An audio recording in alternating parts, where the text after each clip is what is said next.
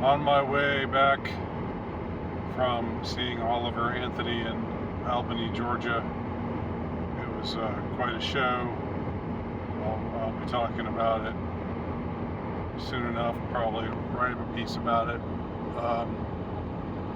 What I thought I would talk about over the next stretch of road, next few miles that I've got here, just because this matter is on my mind right now, kind of apropos of nothing and yet apropos of everything, because I don't know how to explain it, but everything that's going on in the world right now, everything that's been going on in the world for the last few years, it seems to be rushing towards some kind of point.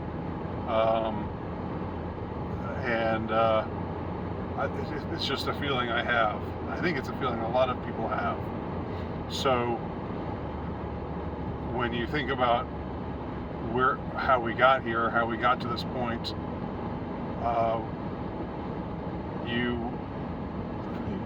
there's lots of different points of reference that one can begin from and look at and expand from. And since again, I've talked about my age a lot more recently in my videos, because I've become more aware of my age, become more self-conscious about my age, and maybe that just happens when you are aware that you are indeed older. I don't know, maybe it hits people differently. I didn't really feel much when I was 50. It didn't really hit me then, but now 3 years later, 53, it's hit me pretty hard. And so anyway, all this is to say, I remember the 80s. I was there in the 80s, even though I was just a kid. And I remember AIDS. I remember the AIDS scare of the 80s, and how it was like, this is a disease that has a 100% kill rate. If you get this disease, you will die. That's what they were telling us back then, and we believed it. We didn't have any reason not to believe it.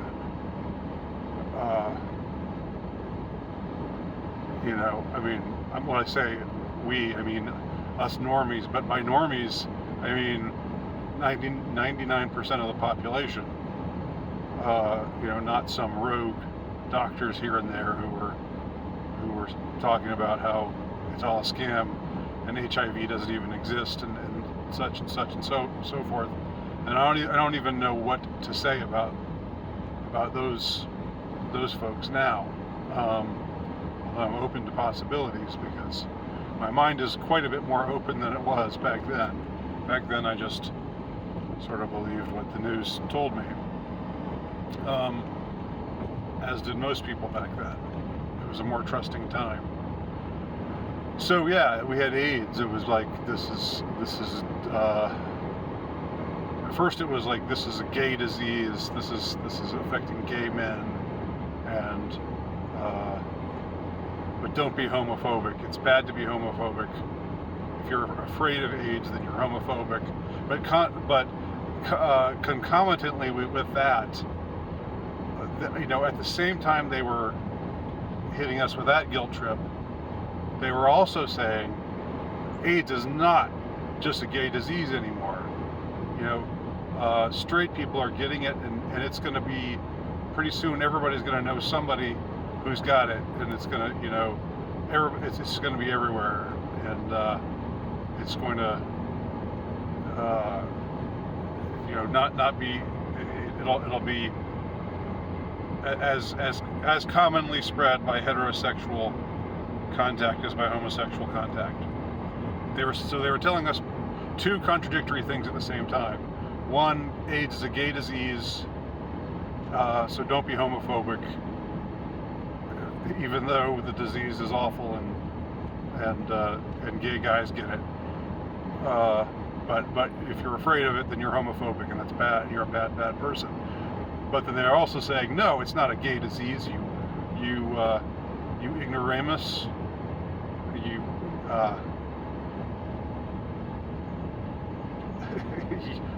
you know, you bumpkin, you clown, you simpleton. It's not a gay disease. Everybody's getting it. Straight people are getting it left and right. It's happening everywhere. So this was all going on in the 80s, and what I didn't know at the time, but it's true, you know, with good old Dr. Fauci, with Uncle Anthony, our lovable Italian Uncle Anthony, sweet old Dr. F, with his adorable accent and his wise words. He and the rest of the medical establishment were avidly pushing this drug called AZT at the time. They were pushing AZT. They were saying it's a miracle drug, and this is what's going to help people with AIDS. And it's such a miracle drug that if you are tested for HIV and you test positive, then you should start taking AZT immediately. You know, even if you're fine, even if there's nothing wrong with your health, you're doing fine, but you just have tested positive for HIV, which at the time meant it was only a matter of time before you'd get quote-unquote full-blown AIDS. Those were some of the terms that you heard a lot, full-blown AIDS. And I'm laughing about it now, but at the time it was a laughing matter, I'll have you know. And so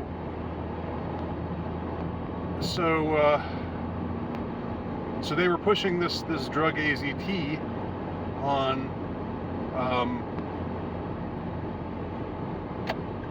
people who were HIV positive, but who were healthy. And lo and behold, people were going, once they started taking AZT, they started getting, you know, deathly ill. Remember what Freddie Mercury looked like before he died. I mean, he looked awful. He was gaunt and just wasting away. And it turned out, of course, they didn't talk about this at the time, but some people were talking about it, but they were in the minority.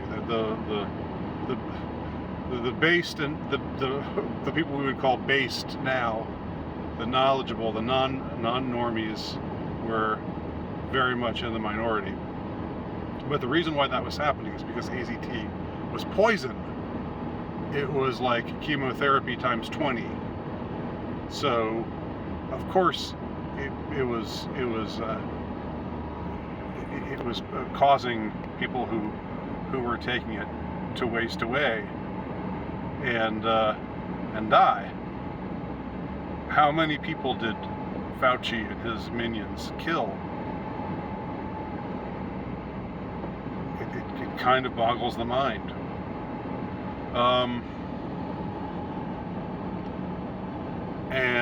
So all this was going on in the 80s, and then so just about all through the 80s, it was like AIDS is this fearsome thing.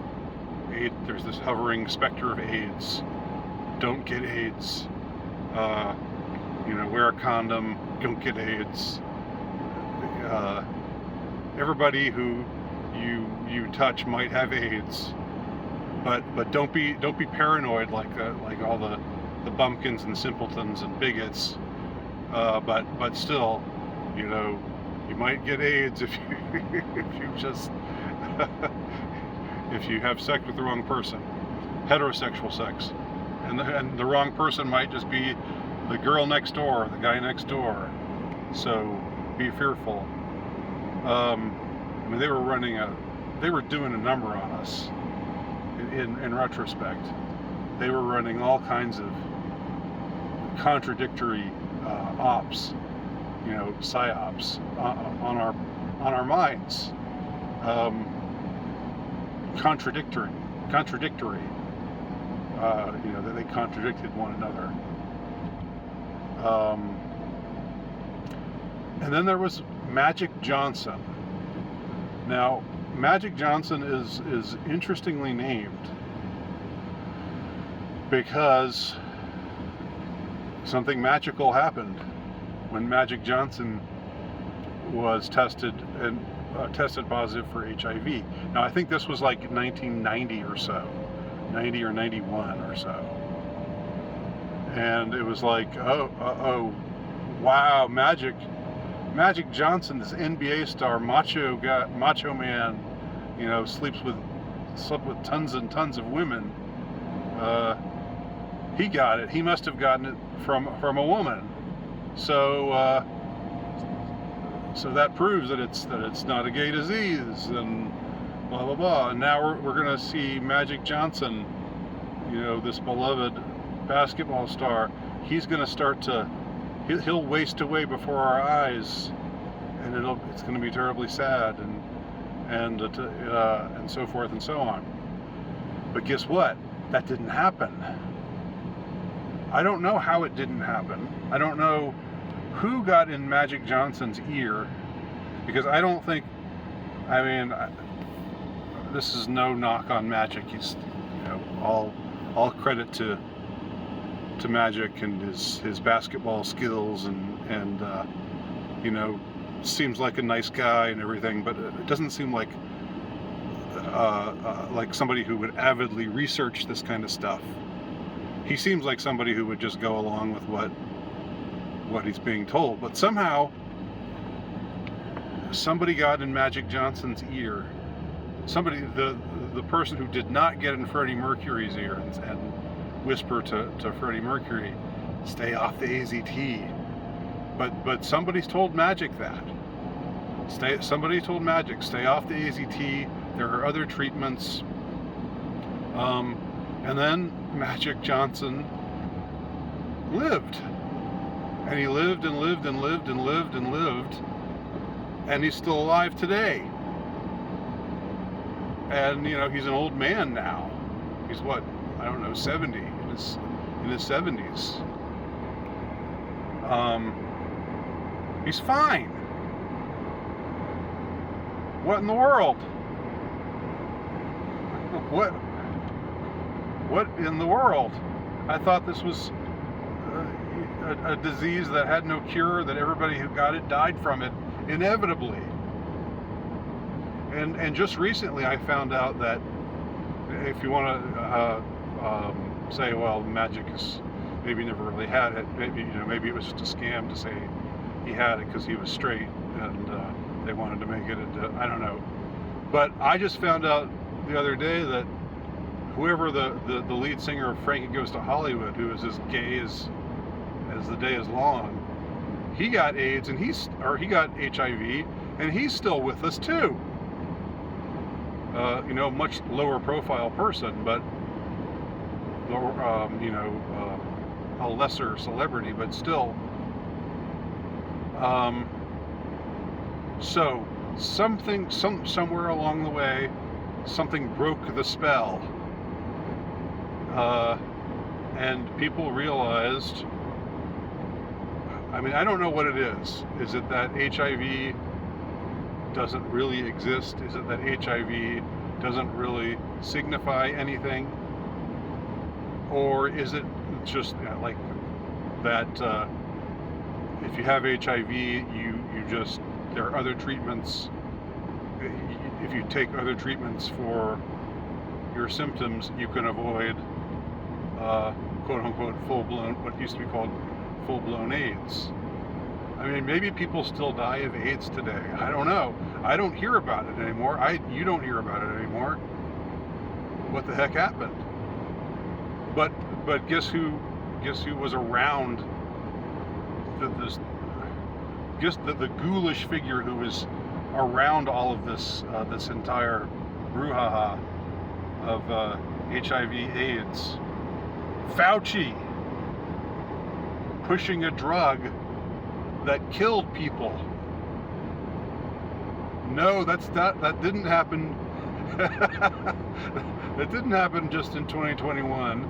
That Fauci was pushing a drug that killed people in 1986, 1987, and he's still part of the medical establishment. He wasn't run out on a rail. He was still running things, or one of the top dogs of the medical establishment. What does that tell us about the medical establishment? Just some food for thought as I roll along here on my way back home.